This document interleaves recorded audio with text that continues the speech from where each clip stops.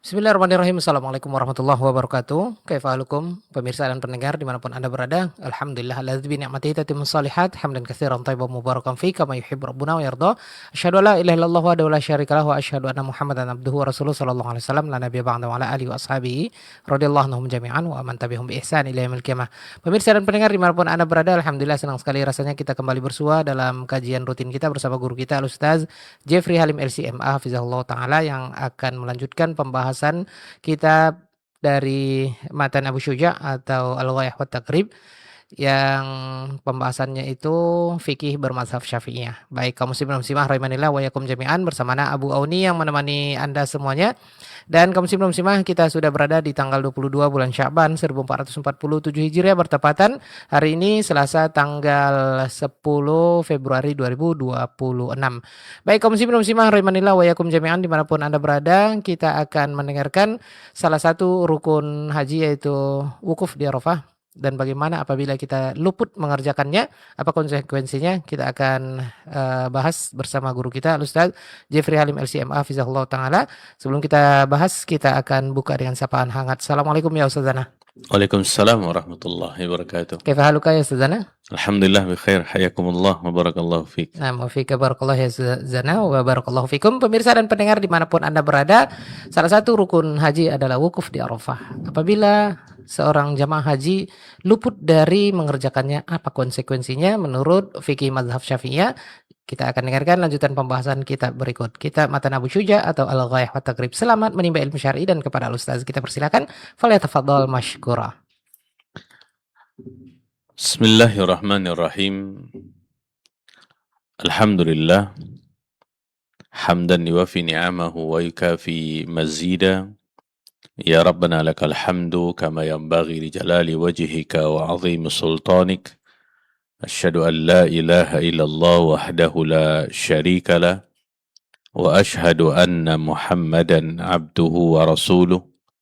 Rabbi israh li sadri wa yassir li amri wahlul 'uqdatan min lisani yafqahu qawli. Allahumma zidna ilman warzuqna fahman. Allahumma allimna bima yanfa'una wanfa'na bima 'allamtana innaka ala kulli syai'in qadir. Allahumma ya hayyu ya qayyum bi rahmatika nastaghith fa aslih lana sya'nana kullah wa la takilna ila anfusina tarfata 'ain. Kaum muslimin dan muslimat, para pemirsa dan pendengar dimanapun antum dan antuna berada, yang semoga senantiasa dirahmati dan diberkahi oleh Allah Subhanahu wa ta'ala. Bersyukur kita kepada Allah Azza wa Jal atas segala limpahan nikmat karunia anugerah yang telah Allah berikan kepada kita, sehingga di siang hari ini kita kembali dapat melanjutkan kajian rutin yang kita laksanakan setiap Selasa siang menjelang sore. Kita berdoa kepada Allah Subhanahu wa ta'ala, semoga kita semuanya diberikan oleh Allah Azza wa Jal ilmu yang bermanfaat dan juga diberikan kemudahan dan taufik untuk senantiasa mengamalkannya. Amin ya rabbal alamin. Salawat dan salam semoga senantiasa tercurah kepada baginda Rasulullah sallallahu alaihi wasallam. Allahumma salli ala Muhammad wa ala ali Muhammad.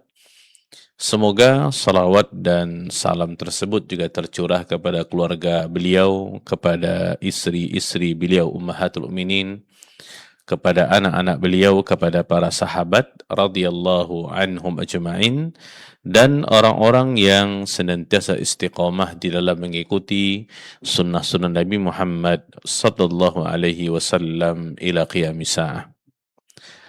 Kaum muslimin dan muslimat, para pemirsa dan pendengar yang dimuliakan oleh Allah Subhanahu wa ta'ala, kita lanjutkan membaca kitab Matan Al-Ghayah wa Taqrib, Matan Abi Syuja', sebuah kitab fikih bermazhab Asy-Syafi'i yang ditulis oleh Syekh Ahmad bin Husain bin Ahmad Al-Asfahani rahimahullah, yang lebih dikenal dengan Al-Qadi Abu Syuja'. Pembahasan kita di siang hari ini lanjutan daripada pembahasan yang sebelumnya. Kita masih di Kitabul Hajj tentang masalah haji. Di sini beliau mengatakan rahimahullah, hukmu man fatahu al-wukuf bi Arafah. Ini hukum bagi seseorang yang luput wukuf di Arafah. Ya, jadi dia tidak sempat untuk wukuf di Arafah di durasi waktu yang sudah ditentukan sesuai di dalam syariat. Di sini beliau mengatakan, rahimahullah, wa man fatahul wuqufu bi Arafah tahallala bi amali umratin wa alaihi al-qada'u wal hadyu. Barang siapa yang luput untuk wukuf di Arafah, maka hendaklah dia menggantikannya dengan amal umrah. Tahallul dengan umrah. Ya, artinya hajinya berubah menjadi umrah. Wa alaihi al-qada wal hadyu. Wajib bagi dia untuk mengganti haji ya pada tahun depan, dan dia juga wajib untuk membayar hadyu. Ya. Ini yang disebutkan oleh beliau rahimahullah. Kemudian beliau mengatakan, wa man taraka ruknan lam yahilla min ihramihi hatta ya'tiya bih. Barang siapa yang meninggalkan satu rukun, maka tidak sah ibadah tersebut sampai dia bisa melaksanakan rukun tadi. Wa man taraka ruknan lam yahilla min ihramihi hatta ya'tiya bih. Barang siapa yang meninggalkan satu rukun, maka tidak sah ibadahnya sampai dia melaksanakan rukun tadi. Wa man taraka wajiban lazimahud dam. Dan barang siapa yang meninggalkan kewajiban di dalam haji, wajibatul hajj, maka wajib bagi dia untuk membayar dam. Wa man taraka sunnatan lam yalzamhu bitarkiha syai'. Barang siapa yang meninggalkan sunnah daripada sunnah-sunnah haji, maka tidak ada konsekuensi ketika dia meninggalkan sunnah tersebut. Kaum muslimin dan muslimat, para pemirsa dan pendengar yang dimuliakan oleh Allah Subhanahu wa taala. Di sini beliau mengatakan, wa man fatahul wuqufu bi Arafah. Barang siapa yang luput wukuf di Arafah, tahallala bi amali umratin, maka dia bertahallul dengan mengerjakan umrah. Jadi tahallulnya itu bukan tahallul haji, tapi tahallul umrah. Dan dia wajib mengganti ibadah hajinya tahun depan, dan dia juga wajib membayar hadyun, menyembelih hewan. Di sini para pemirsa dan pendengar yang dimuliakan oleh Allah Subhanahu wa taala, wukuf di Arafah seperti yang sudah kita pelajari sebelumnya, ini termasuk di antara rukun-rukun haji.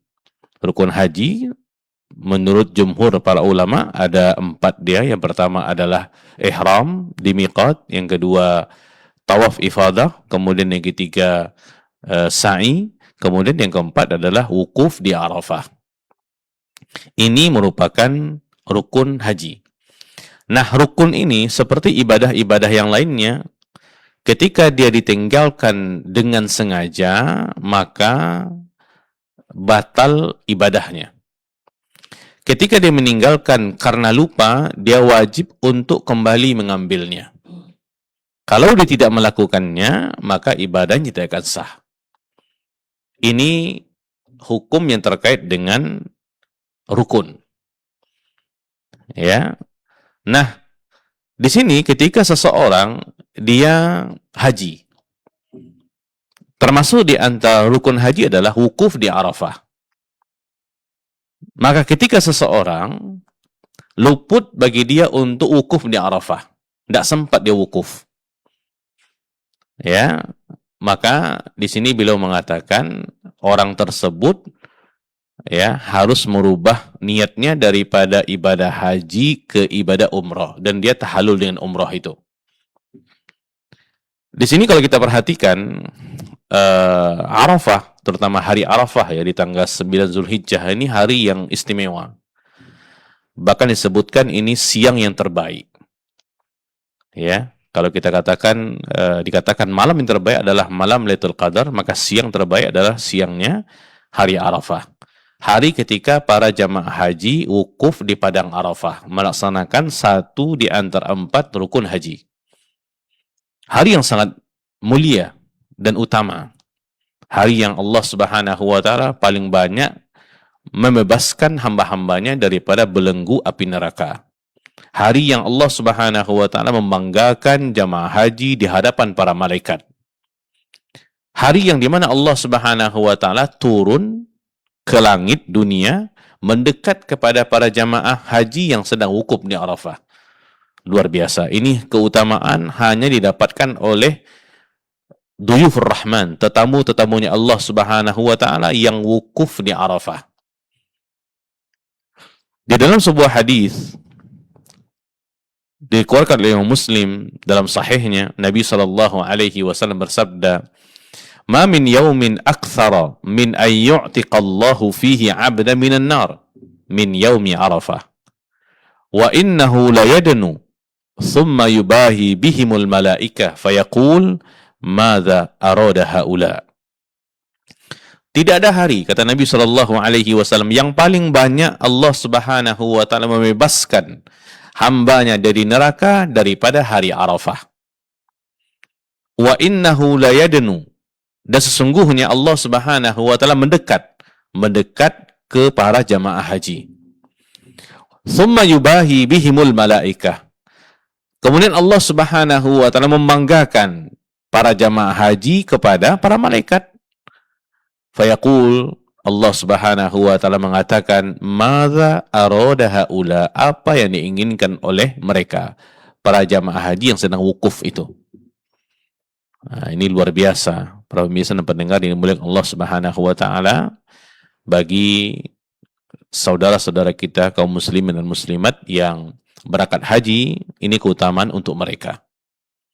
Dan mereka harus merasakan tentang keutamaan ini sehingga mereka betul-betul memanfaatkannya dengan sebaik-baiknya. Di dalam hadis yang lainnya, Nabi sallallahu alaihi wasallam juga bersabda di dalam Sahih Ibnu Khuzaimah, dan hadisnya dinyatakan hasan oleh Syalbani rahimahullah, fa idza waqafa bi Arafata fa inna Allah azza wa jal yanzilu ila sama'id dunya. Jika seseorang jamaah wukuf di Arafah, maka Allah Subhanahu wa Ta'ala akan turun ke langit dunia. Allah mengatakan, unduru ila ibadi, lihatlah kepada hamba-hambaku, thu'than ghubara, datang memenuhi panggilanku dalam kondisi rambut semrawut dan penuh dengan debu. Thu'than ghubara, ashhadu anni qad ghafartu lahum. Maka Allah Subhanahu wa Ta'ala mengatakan, maka saksikanlah wahai para malaikat, sesungguhnya aku sudah mengampunkan dosa-dosa mereka. Anni ghafartu lahum dzunubahum wa in kana adada qatris samai wa ramli alijin. Aku telah mengampunkan dosa-dosa mereka meskipun dosa-dosa mereka sebanyak butiran-butiran air hujan, meskipun dosa mereka sebanyak butiran-butiran pasir yang menjulang. Luar biasa keutamaan yang hanya didapatkan oleh kaum muslimin dan muslimat yang melaksanakan ibadah haji, terkhusus ketika mereka wukuf di Arafah. Kaum muslimin dan muslimat yang dimuliakan Allah Subhanahu wa Ta'ala, para pemirsa dan pendengar, makanya para jamaah haji ketika wukuf di Arafah tidak dianjurkan bagi mereka untuk berpuasa. Ini berbeda bagi kaum muslimin dan muslimat yang tidak berhaji. Disunahkan bagi mereka untuk berpuasa, yang kita sebut, yang dikenal dengan siyamu yaumi Arafah. Ya, yang mana ketika seseorang menunaikan ibadah puasa Arafah ini, maka Allah Subhanahu wa Ta'ala ampunkan dosanya setahun yang lalu, setahun yang akan datang. Tapi bagi jamaah haji tidak dianjurkan untuk berpuasa. Hikmahnya adalah untuk mereka bisa fokus dan semangat dalam beribadah kepada Allah Subhanahu wa taala. Sehingga fokus mereka adalah ibadah kepada Allah apa saja. Ya. Karena keutamaan di hari itu sangat banyak dan itu keutamaan hanya untuk mereka saja. Ya. Nah, disebutkan bahwasanya waktu awal wukuf di Arafah itu adalah ketika matahari tergelincir. Ya, ketika sudah masuk waktu zuhur. Ini mulainya wukuf di Arafah. Ya. Nah, nanti batas akhirnya ya, dari awalnya adalah ketika matahari tergelincir ya. Dan nanti akhirnya adalah terbitnya fajar di tanggal 10 Zulhijjah yang kita sebut dengan Yaumun Nahri. Ya, itu batas akhirnya. Daripada tergelincirnya matahari waktu zuhur sampai nanti terbitnya fajar di tanggal 10 Zulhijjah, Yaumun Nahri. Ya, itu batas akhirnya. Nah, seseorang yang melaksanakan ibadah haji, dia harus wukuf di rentang waktu itu. Nah, ya, yang sudah kita pelajari, wukuf daripada tergelincirnya matahari sampai terbenam, ini termasuk di antara wajibnya ibadah haji. Tapi wukufnya di Arafah itu rukun haji. Nah, ini bedanya. Sedangkan wukuf daripada tergelincirnya matahari sampai terbenam, ini bagi orang-orang yang tidak ada uzur, dia bukan orang tua, dia bukan wanita-wanita yang lemah, dia bukan anak kecil, ya, dia harus wukuf itu sampai matahari terbenam, baru dia boleh keluar daripada Arafah menuju Muzdalifah. Ya. Nah, seseorang yang ada uzur seperti dia sakit, ya, dia perlu perawatan khusus, ya, penyembuhan bisa jadi karena penyakit-penyakit bawaan, karena mungkin cuaca yang tidak sesuai sehingga dia sakit, ya. Nah, ketika dia wukuf, ya, cukup dia wukuf itu walaupun sebentar di rentang waktu yang tadi itu, dia sudah dikatakan wukuf di Arafah. Ya, ada jamaah haji ketika wukuf itu dia sakit, ya, di tanggal 8 Yaumut Tarwiyah itu, sehingga dia terbaring di rumah sakit. Nah, ketika wukuf itu dibawa pakai ambulan. Tidak ada masalah, sebentar. Yang terpenting dia dapat waktu di durasi tadi. Mulai daripada tergelincirnya matahari sampai nanti terbitnya fajar di tanggal 10 Zulhijjah. Tapi bagi orang-orang yang tidak ada uzur, dia wajib untuk wukuf daripada tergelincirnya matahari sampai nanti terbenamnya matahari di tanggal 9 itu.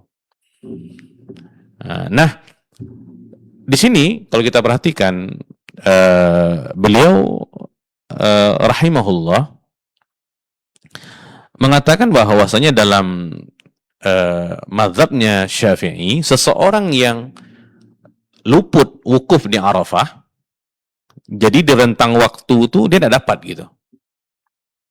Ya, daripada waktu zuhur sampai terbitnya fajar di tanggal 10, dia tidak bisa wukuf di Arafah. Tidak dapat dia waktu itu. Dengan berbagai keadaan lah. Yang itu bukan termasuk uzur gitu. Ya. Nah, ketika dia terjadi kepada dia hal itu, maka otomatis hajinya batal, tidak sah. Kenapa tidak sah? Karena rukunnya tertinggal. Nah, sudah kita terangkan di awal tadi, rukun ibadah itu kalau ditinggalkan dengan sengaja, itu batal ibadahnya. Kalau ditinggalkan karena lupa, dia harus kembali mengambilnya. Dia tidak tergantikan dengan apapun. Ya, dia tidak tergantikan dengan dam yang dibayar, tidak bisa. Dam itu kalau meninggalkan kewajiban, tapi kalau rukun tidak bisa. Sama ketika seseorang sholat, dia meninggalkan salah satu rukun sholat, itu dia harus kembali mengambilnya atau mengulangnya. Kalau dia tidak melakukannya, dia tidak bisa ditutupi dengan sujud sahwi. Sujud sahwi itu kalau seandainya yang tertinggal itu adalah wajib sholat. Ini sama dengan haji. Nah, ketika terjadi kepada dia hal itu, atau ada juga, tapi ini jarang kasusnya, seseorang dia wukuf di Arafah, waktunya pas, tapi dia wukuf tidak di Arafah. Nah, justru di kawasan yang luar daripada Arafah. Nah, ini terutama bagi para jamaah yang mungkin berada di Masjid Namirah. Ini masjid berada di kawasan Arafah, tapi dia bukan semuanya kawasan Arafah, Namirah ini. Ya, disebutkan kalau kita bagi 3 masjid itu, maka yang termasuk daripada Arafah itu adalah sepertiga yang terakhir saja. Jadi daripada imam sampai tengah-tengah itu bukan termasuk Arafah. Ada yang mengatakan bagian depan itu termasuk, tidak mihrabnya. Tapi wallahu alam dikatakan sepertiga yang ke belakang itu yang Arafah gitu. Oleh karena para jamaah haji tidak boleh menetap di situ setelah matahari tergelincir gitu. Ya, karena itu bukan tempatnya atau itu bukan Arafah gitu. Ya, ada juga dia sudah memenuhi durasi waktunya gitu. Tapi pada kenyataannya dia mendapatkan dirinya tidak berada di Arafah, di luar Arafah. Ini fatal. Padahal kalau kita perhatikan pemerintahan Saudi Arabia, kerajaan Saudi Arabia, mereka sudah membuat sesuatu yang luar biasa gitu, tanda-tandanya, ada papan-papannya dengan berbagai bahasa. Jadi sangat kecil kemungkinan seseorang jamaah dia wukuf tidak di Arafah gitu. Karena mereka sudah buat rambu-rambunya, ini mulai Arafah, ini batas akhir Arafah, seperti itu. Ya, jadi kepada para jamaah haji yang mungkin mendapatkan tempat di Masjid Namirah yang berada di kawasan Arafah, itu sepertiga, 2/3 ke depan itu bukan termasuk daripada Arafah. Jadi kalau seandainya dia haji kemudian wukuf, maka dia harus bergerak ke belakang untuk memastikan dia betul berada di kawasan Arafah. Ya, nah, ini harus juga diperhatikan, dan juga tidak seharusnya bagi jamaah ya, terutama jamaah Indonesia untuk bersusah-susah mencari Jabal Rahmah sehingga mereka wukuf di situ. Tidak harus. Ya, karena Nabi SAW mengatakan ini adalah Arafah dan semua tempat di sini adalah Arafah, tempat wukuf gitu. Jadi tidak harus manjat ke atas. Nanti justru malah ketika sudah di atas tidak bisa turun, susah orang untuk membawanya kembali ke bawah. Apalagi dalam keadaan yang sudah lansia, kemudian juga berdesak-desakan, ya. Jadi tidak perlu memaksakan diri, karena yang kita tahu tendanya jamaah haji Indonesia itu sangat jauh daripada Jabal Rahmah ini. Nah, itu durasinya gitu. Nah, di sini beliau mengatakan ketika seseorang luput wukuf di Arafah, maka secara otomatis dia tertinggal rukun. Ya. Nah, kaidahnya ketika seseorang tertinggal rukun, maka hajinya tidak sah. Karena tidak mungkin lagi dia bisa mengambilnya, karena waktunya sudah lewat. Nah, gitu. Ya, mungkin kalau kita analogikan kepada sholat, mudah ya. Kalau sholat selama masih di waktunya, kita ingat, kita bisa kembali mengulangnya. Itu qadha namanya. Tapi kalau haji tidak bisa. Mengqadhanya mesti di tahun depan. Ini fatal keadaan ketika seseorang tertinggal rukun. Nah, di sini beliau mengatakan tahallala bi amali umratin, maka dia bertahallul dengan amalan umrah. Jadi dia merubah niatnya daripada haji ke umrah. Di sini poinnya adalah tidak boleh serta-merta ketika seseorang tahu hajinya batal, tertinggal satu di antara rukun, kemudian dia keluar begitu saja. Itu tidak boleh. Ya, karena terkhusus tentang masalah haji dan umrah, Allah sudah mengatakan wa atimmul hajja wal umrata lillah, sempurnakanlah ibadah haji dan umrah untuk Allah Subhanahu wa taala. Jadi ada kaidah-kaidahnya itu. Kita masuk ada kaidahnya, memulai itu, dan kita menutupnya juga ada kaidahnya. Ada kaifiatnya, maksudnya. Tidak boleh semau-mau kita. Saya batal nih, keluar gitu aja, enggak boleh. Berarti setelahnya itu, kalau seperti itu keadaannya, dia merubah niatnya daripada haji ke umrah. Ya, maka dia melakukan tawaf, dia sa'i, kemudian mencukur, selesai. Berarti dia sudah tahallul. Nah, bagaimana dengan hajinya? Di sini beliau mengatakan wa alaihil qadha, dia wajib mengganti ibadah hajinya. Kenapa? Karena ibadah haji yang tadi itu tidak sah. Kenapa tidak sah? Karena rukunnya tertinggal. Karena dia tidak wukuf di Arafah. Padahal Nabi SAW sudah mengatakan al-hajju Arafah. Haji itu intinya adalah wukuf di Arafah. Sekarang itu pula yang tertinggal gitu.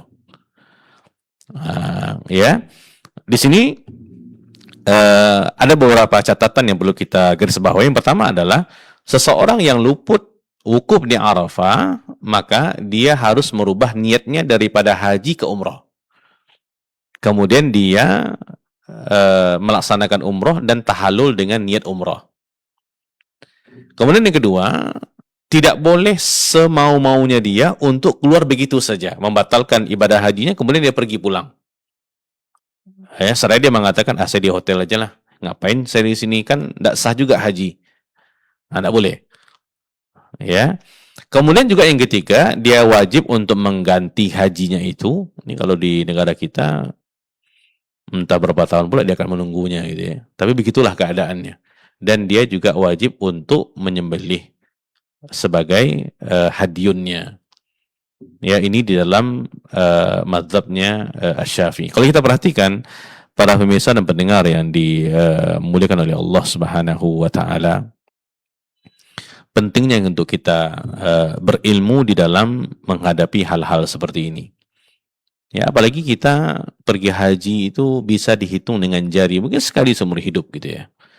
Maka dengan ilmu kita bisa melaksanakan ibadah haji dengan penuh keyakinan. Dan kita tahu prioritasnya apa yang kita lakukan. Kita ini adalah tamu-tamunya Allah Subhanahu wa taala, maka di antara persiapan yang kita lakukan ketika kita diberikan kesempatan untuk berangkat haji menjadi tetamunya Allah Subhanahu wa taala adalah melayakkan diri kita untuk menjadi tamunya Allah, beribadah kepada Allah Subhanahu wa taala. Tentu ibadah ini ditopang dengan ilmu. Nah, makanya kita melaksanakan manasik haji. Tujuannya adalah agar para jemaah haji bisa mandiri melaksanakan amaliyah haji. Ketika dalam keadaan-keadaan tertentu dia bisa mandiri untuk melaksanakannya, tidak kebingungan apa yang harus dia lakukan. Itu sangat penting gitu. Ya, agar ibadah haji kita benar-benar sesuai dengan apa yang telah dicontohkan oleh Nabi SAW. Karena memang ketika itu, mulai daripada tergelincirnya matahari sampai nanti tenggelamnya matahari, ini wajibnya haji, ya, di Arafah ini. Maka kalau kita perhatikan dalam sunnahnya Nabi SAW itu senantiasa berdoa kepada Allah di durasi waktu itu. Disebutkan dalam hadis Usamah bin Zaid radhiyallahu an. Hadis dalam Sunan An-Nasa'i dan disahihkan oleh Syalbani rahimahullah, beliau mengatakan kuntu radifan Nabi sallallahu alaihi wasallam. Usamah mengatakan aku dibonceng di belakang Nabi sallallahu alaihi wasallam bi Arafat. Ya, di padang Arafah. Farafa'a yadayhi yad'u. Maka Nabi sallallahu alaihi wasallam mengangkat kedua tangannya untuk berdoa kepada Allah. Jadi sunnahnya ketika Arafah itu berdoa angkat tangan. Famalat bihi naqatuh. Lalu unta Nabi SAW bergerak memiringkan beliau. Fasaqata khitamuha, sehingga terjatuh tali kekangnya.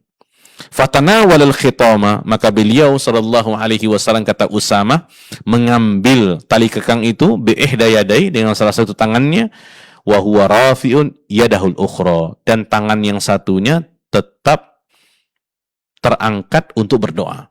Nah, coba lihat tuh. Bahkan disebutkan dalam hadis yang lainnya, Nabi SAW mulai wukuf sampai terakhir beliau berdoa berdiri sampai terjatuh ridanya Nabi SAW. Ya. Karena memang di dalam hadis yang lainnya Nabi SAW bersabda, khairud du'ai du'a'u yaumi Arafah. Sebaik-baik doa adalah doa yang dipanjatkan pada hari Arafah. Wa khairu ma qultu ana wan nabiyyuna min qabli. Dan sebaik-baik apa yang aku katakan dan juga dikatakan oleh para nabi sebelumku adalah kalimat la ilaha illallah wahdahu la syarikalah. Lahul mulku wa lahul hamdu wa huwa ala kulli syai'in qadir. Ini tauhid. Ya, ini yang harus banyak diucapkan oleh para jamaah haji ketika mereka wukuf di Arafah. Ya. Dan setelahnya boleh berdoa apa saja. Ya, makanya dari sekarang banyak-banyak menghafal doa-doa yang ma'thurat. Ya, doa-doa yang berasal daripada Al-Quran, doa-doa yang berasal dari hadis Nabi SAW. Setelah menghafalnya berusaha untuk tahu tentang terjemahannya. Setelahnya baru nanti mempelajari isi kandungan daripada doa itu. Karena semakin kita memahami doa yang kita panjatkan kepada Allah Subhanahu wa taala, maka akan semakin membuat kita khusyuk, sehingga kemungkinan untuk doa kita diijabahkan oleh Allah itu sangat besar. Ya. Makanya berdoa itu, kalau saatnya ada saudara kita yang menitipkan doa ketika kita berangkat haji, ya, doakan. Jangan batasi hanya untuk kebaikan kita saja, tapi semua orang, terutama orang-orang yang dekat dengan kita dan orang-orang yang kita cintai karena Allah Subhanahu wa taala. Baik para pemirsa dan pendengar yang dimuliakan oleh Allah Subhanahu wa taala. Di sini beliau mengatakan, "Wa man taraka ruknan lam yahilla min ihramihi hatta ya'tiya bi." Ini kaidahnya memang. Barang siapa yang meninggalkan satu rukun, maka tidak sah ibadah tersebut sampai dia melaksanakan rukun tersebut. Ini kaidah umum untuk semua ibadah. Rukun itu harus ada. Kalau tidak ada, tidak sah sampai dia kembali mengerjakannya. Jadi kalau kita bawa kepada sholat dia, kalau seseorang di rakaat yang kedua, di sholat zuhur contohnya, tidak baca Al-Fatihah, dan dia yakin tidak baca, dan dia sudah berada di rakaat yang ketiga, jelas sudah lewat, maka rakaat yang ketiga itu menjadi rakaat yang kedua untuknya. Sehingga rakaat yang kedua yang tadi itu tidak terhitung dia. Kenapa? Rukunnya tidak cukup. Nah, itu. Jadi ketika kita berdiri untuk rakaat yang ketiga, itu rakaat yang kedua itu. Ya, karena tadi kita tidak membaca Al-Fatihah. Nah, jadi yang beliau sebutkan ini, wa man taraka ruknan lam yahilla min ihramihi hatta ya'tiya bi. Barang siapa yang meninggalkan rukun, ya, rukun haji di sini, tidak sah ibadah tersebut sampai dia melaksanakan rukun tadi. Ya, makanya kalau kita lupa ya membaca Al-Fatihah, kemudian kita akan turun melaksanakan ruku, ya, kalau belum sempurna maka kita boleh balik untuk berdiri dan membaca Al-Fatihah. Ya, atau kita anggap itu adalah rakaat yang akan datang, gitu. Jadi tidak terhitung dia. Ya. Wa man taraka wajiban lazimahud dam, dan barang siapa yang meninggalkan wajib haji, ya, ini wajib haji ini, maka dia wajib membayar dam. Seperti tadi seseorang dia termasuk di antara wajib haji adalah bermalam di Muzdalifah. Sekarang dia tidak ada uzur, tidak bermalam. Dia lewat saja gitu. Ya, tidak mabit dia. Maka ketika dia melakukan hal itu, apakah serta-merta batal hajinya? Tidak. Nah, kekurangan ini bagaimana dia? Dia bisa tutupi dengan membayar dam.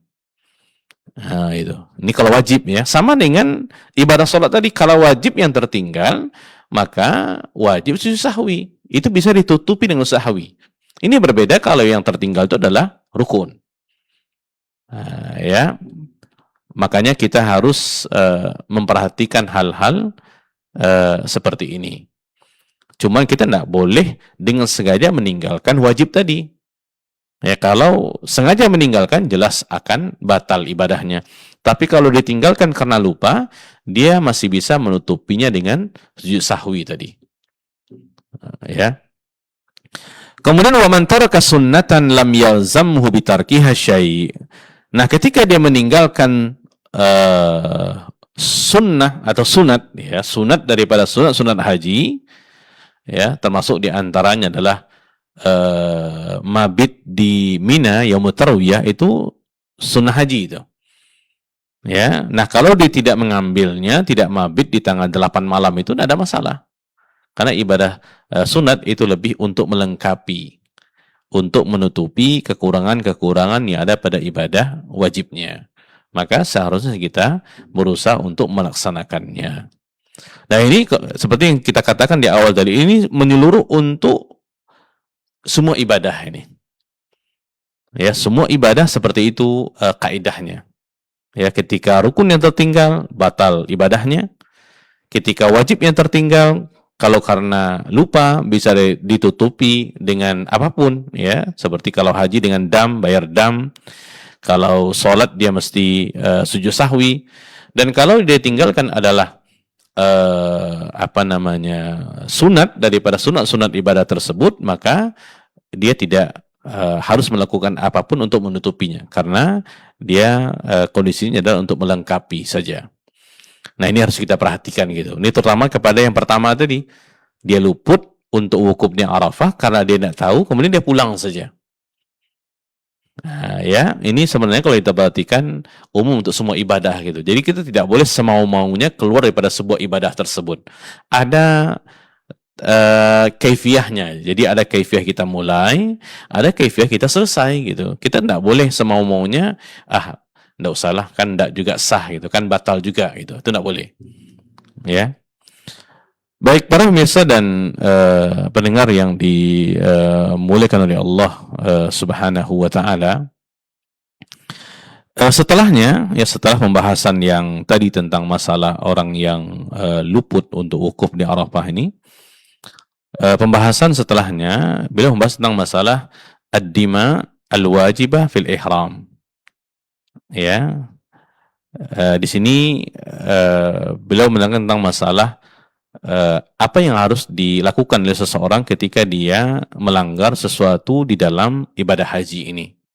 Jadi ada dam yang harus dia bayarkan gitu. Ya, ada dam yang harus dia bayarkan. Nah, di sini ad-dima al-wajib fil ihram khamsatu asya. Ada 5 dia. Ya, ini yang berkaitan dengan seseorang yang melakukan pelanggaran-pelanggaran, yang mana pelanggaran-pelanggaran tersebut dia lakukan, maka untuk menyempurnakan ibadah hajinya dia perlu untuk membayar dam. Ya, ini berkaitan dengan darah karena di sini ada perintah untuk menyembelih seekor kambing gitu. Ya. Di sini beliau mengatakan ahaduha, yang pertama, ad-damul wajib bitarki nusukin wa huwa ala tertib. Yang pertama adalah dam wajib karena meninggalkan nusuk. Ya, dam yang wajib karena meninggalkan nusuk, maka di sana berdasarkan urutan, yaitu yang pertama dengan menyembelih seekor kambing. Jadi ketika seseorang meninggalkan sebuah kewajiban daripada kewajiban nusuk, ya, kewajiban haji yang tadi itu, maka dia wajib untuk membayar dam. Nah, ini membayar dam ini ada urutan-urutannya gitu. Jadi ada aturan mainnya, ya, yang sudah ditentukan oleh syariat. Yang pertama adalah, dan dia mesti berurutan. Yang pertama adalah menyembelih seekor kambing. Wa huwa ala tertib syah. Ya, ini disebutkan dalam hadis Nabi SAW. Beliau mengatakan, man taraka nusukan fa alaihi damun. Barang siapa yang meninggalkan nusuk, maka dia wajib untuk membayar dam. Juga dalam Al-Quran, dalam surah Al-Baqarah ayat 196, Allah Subhanahu wa taala berfirman, "Faman tamatta'a bil umrati ilal haji famastaysara minal hadi, faman lam yajid fasiyamu thalathati ayyamin fil haji wa sab'atin idza raja'tum, tilka 'asyaratun kamilah." Barang siapa yang tamattu' dengan umrah, maka dia wajib untuk mengeluarkan hadiun, menyembelih. Jika tidak mampu, maka dia berpuasa 3 hari, ya, pada saat haji, dan 7 hari ketika dia pulang ke rumahnya. Jadi ini yang pertama, ya, tertibnya adalah, urutannya adalah menyembelih seekor kambing.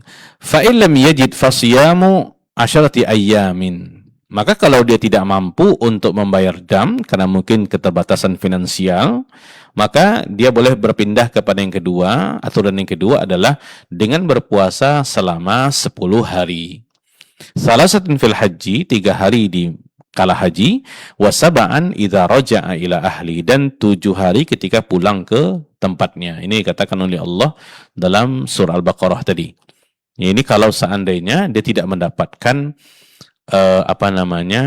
dam, ya, karena keterbatasan finansial, biaya, sehingga dia bisa berpindah kepada yang kedua, yaitu berpuasa. Jadi puasanya ini adalah 10 hari, ya, 3 hari di Mekah ketika melaksanakan ibadah haji, kemudian 7 hari ketika kembali ke rumahnya. Ya, jadi ini aturan-aturannya itu. Nah, semua ini tentu harus diketahui oleh para jamaah agar ketika mereka berada di posisi itu, mereka tahu apa yang mereka lakukan gitu.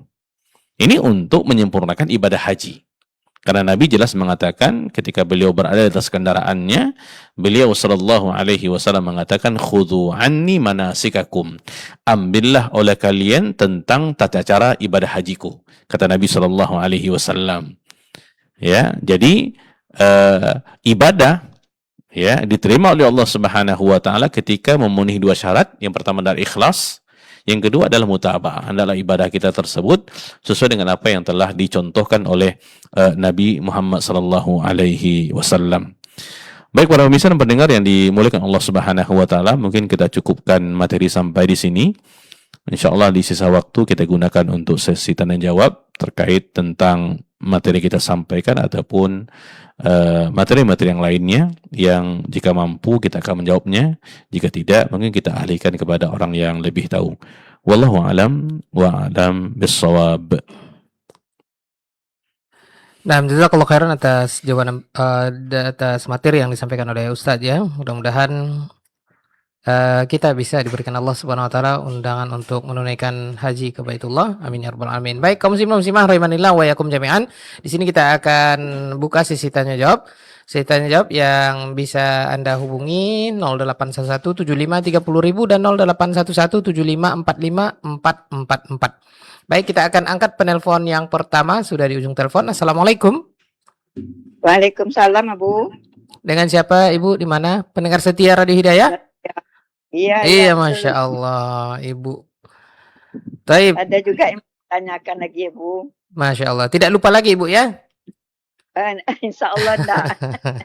Udah 80 umurnya, Bu ya. Baik, silakan Ibu, pendengar setia. Assalamualaikum, Ustaz. Waalaikumsalam warahmatullahi wabarakatuh. Ya, silakan Ibu. Ya, ada yang saya dengar, Ustaz. Katanya kalau sedang sholat tidak boleh rambut diikat. Itu bagi laki-laki atau perempuan, Ustaz? Sedangkan kami perempuan rambut kami panjang, Ustaz. Itu sunat atau wajib, Ustaz? Terima kasih, Ustaz. Assalamualaikum warahmatullahi wabarakatuh. Waalaikumsalam warahmatullahi wabarakatuh. Langsung saya, Ustaz. Tafadhol. Baik, terima kasih kepada Ibu ya, salah seorang pendengar setia Radio Hidayah yang sudah bertanya kepada kita pada siang hari ini. Semoga Allah menjaga beliau di atas ketaatan kepada Allah Subhanahu wa taala kita semua. Wallahu alam ya, Ibu sampaikan tadi ya, ketika sholat tidak boleh mengikat rambut gitu ya. Nah, ini juga saya baru dengar sebenarnya, ini tidak boleh mengikat rambut gitu ya. Yang saya tahu wallahu alam ketika kita sholat itu, terutama mungkin bagi yang laki-laki ya, dia tidak boleh menyingsingkan lengannya, itu iya ya, hukumnya makruh gitu. Jadi kalau pakai lengan panjang itu tidak boleh menggulung lengannya, lengan bajunya, atau dia pakai jubah lengan panjang kemudian dia menggulungnya, itu memang tidak boleh, memang ada larangan itu. Tapi kalau mengikat rambut ya, itu wallahu alam saya tidak tahu ya tentang masalah itu. Mungkin bisa ditanyakan kepada ustadz yang lain, wallahu alam. Taib, nah, jazakallahu khairan atas jawaban penjelasan dari Ustaz. Ya, mudah-mudahan bisa dialihkannya Ibu ya. Ibu hamba Allah di Pekanbaru. Baik, kemudian kita akan lanjutkan pertanyaan yang berikutnya. Baik, pertanyaan yang berikutnya datang dari masih Ibu hamba Allah ya. Ibu Hasanah. Ibu Hasanah di Pekanbaru. Ini udah disebutkan Ibu Hasanah hamba Allah lagi ya. Taib, Ibu Hasanah hamba Allah di Pekanbaru ya. Nah, pertanyaannya begini Ustadz, saya punya orang tua yang sudah meninggal, namun saya tidak tahu berapa jumlah puasa yang terakhir tidak dikerjakan karena beliau masuk rumah sakit dan belum sempat diganti. Sebagai anak, bagaimanakah sikap saya? Ibu Hasanah di Pekanbaru. Silakan Ustadz. Ya, baik. Terima kasih kepada Ibu Hasanah di Kota Pekanbaru. Semoga beliau senantiasa dijaga oleh Allah Subhanahu wa taala dan kita semua. Jika memang orang tua kita punya hutang puasa ya yang harus dia ganti, maka kewajiban kepada kita para anak terutama yang untuk menggantinya. Ya, ini sesuai dalam hadis Nabi Shallallahu Alaihi Wasallam ketika beliau ditanya oleh seseorang bahwasanya ibunya ada hutang puasa, apakah dia harus menggantinya? Maka Nabi Shallallahu Alaihi Wasallam menganalogikan kepada sesuatu yang menunjukkan bahwasanya dia wajib untuk menggantinya. Jadi kalau dia yang berpuasa dengan niat untuk mengganti puasa daripada orang tuanya. Kemudian yang harus kita perhatikan adalah tentang tentu jumlahnya. Ya, kalau kita ragu dengan jumlahnya, maka kita ambil jumlah yang paling banyak ya. Kalau kita ragu di antara 5 dan 6 atau 7, kita ambil 7 gitu. Diperkirakan saja. Sehingga kita berusaha untuk menggantinya supaya bisa menyelesaikan hutang puasa daripada orang tua kita. Bisa kita tanyakan kepada mungkin yang lebih mengetahui, yang berada bersama beliau ketika beliau meninggal dunia, ya. Jadi beliau tahu dan dia tahu berapa yang harus dibayarkan, ya, sehingga kita bisa mengganti puasa orang tua kita. Seperti yang saya katakan tadi, kalau kita ragu tentang jumlahnya di antara bilangan-bilangan ini, maka kita ambil bilangan yang paling besar untuk kita berjaga-jaga bahwasanya memang kita sudah menunaikan kewajiban itu untuk membayarkan hutang daripada orang tua kita. Mungkin demikian. Wallahu a'lam wa a'lam bissawab. Nah, jazakallahu khairan atas jawaban penjelasan dari Ustaz ya, Ibu Hasanah di Pekanbaru. Kita kembali ke pertanyaan berikutnya. Taib. Oke, sebelum kita bacakan WA, kita angkat lagi untuk pertanyaan dari telepon ya. Silakan yang sudah di ujung telepon. Assalamualaikum. Waalaikumsalam warahmatullahi wabarakatuh. Ya, dengan siapa Ibu, di mana? Dengan hamba Allah, Ustaz, di Pekanbaru. Baik, silakan Ibu hamba Allah di Pekanbaru. Syukran Ustaz. Assalamualaikum Ustaz. Izin bertanya Ustaz di luar tema Ustaz. Ya, silakan. Ustaz, apakah boleh Ustaz kalau seandainya kita sedang iktikaf di masjid, iktikaf full gitu kan, ada siang sama malam gitu Ustaz. Kita di siangnya ini maksudnya nih Ustaz, bukan malam Ustaz. Apa boleh Ustaz kita misalnya menerima telepon dari luar yang pembicaraannya misalnya entah mengenai anak, entah pekerjaan kita Ustaz. Dan atau kita juga mengerjakan pekerjaan kita siang itu misalnya setelah zuhur sampai ke asar gitu Ustaz. Apa boleh kita melakukan itu sedang iktikaf itu Ustaz? Mohon nasihatnya Ustaz. Jazakumullah khairan Ustaz. Assalamualaikum warahmatullahi wabarakatuh Ustaz. Waalaikumsalam warahmatullahi wabarakatuh. Terima kasih kepada Ibu yang sudah bertanya di siang hari ini. Semoga Allah jaga beliau, keluarganya, kita semua.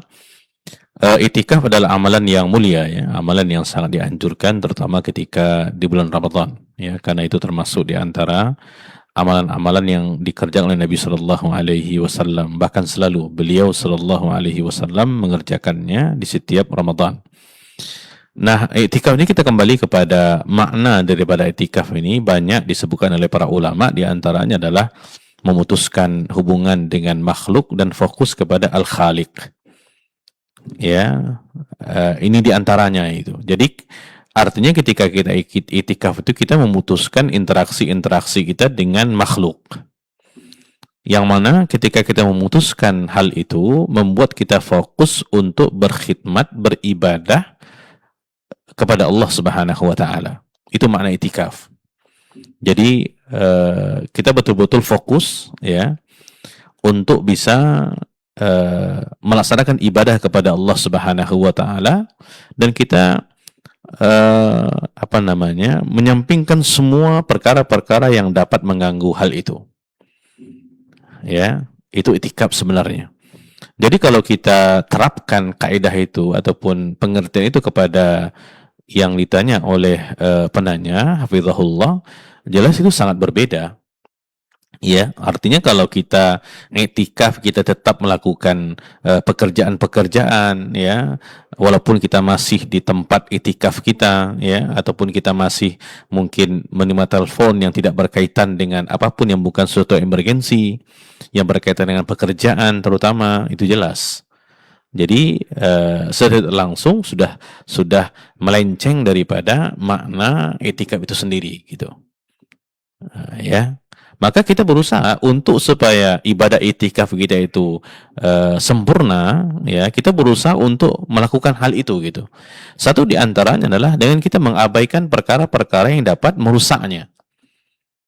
Ya, makanya kalau kita ingin iktikaf, kemudian kita tidak bisa lepas dengan hal-hal seperti itu. Artinya kita masih ada pekerjaan harus kita kerjakan.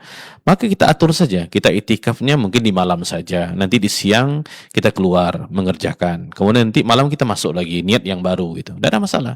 Karena tidak ada durasi yang minimal untuk iktikaf itu. Berapapun kita berniat untuk iktikaf, ya, sejam, 2 jam, 3 jam atau lebih sedikit daripada itu tidak ada masalah. Sebagainya tidak ada durasi yang paling lama, maksimalnya juga tidak ada. Jadi untuk kita tetap iktikaf dengan mungkin ya kita tetap bisa melakukan pekerjaan-pekerjaan tadi dengan catatan memang tidak bisa ditinggalkan, ya, maka kita melakukan hal yang tadi. Jadi kita masuk iktikaf mungkin di waktu setelah kita selesai mengerjakannya baru kita masuk iktikaf. Kemudian kita tinggalkan itu. Kita fokus kepada Allah Subhanahu wa taala, menjalankan kewajiban-kewajiban salatnya, puasanya, kemudian menghiasi hari-hari kita dengan ibadah kepada Allah, baca Quran dan yang lainnya gitu, berzikir. Itulah iktikaf, itu mu'takif namanya. Dia memutuskan hubungannya dengan manusia, dia fokus untuk mengabdi kepada bi khidmatil khaliq.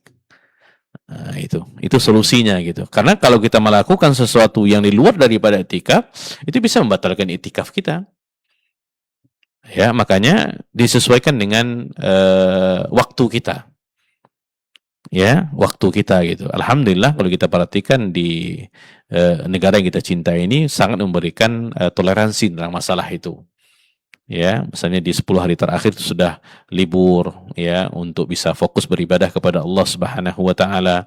Kalaupun seandainya kita tidak bisa melakukan hal itu, kita melakukan semampunya dan sebisanya. Karena momen-momen seperti ini tidak akan kembali lagi nanti. Karena kita tidak tahu apakah kita bisa kembali atau tidak.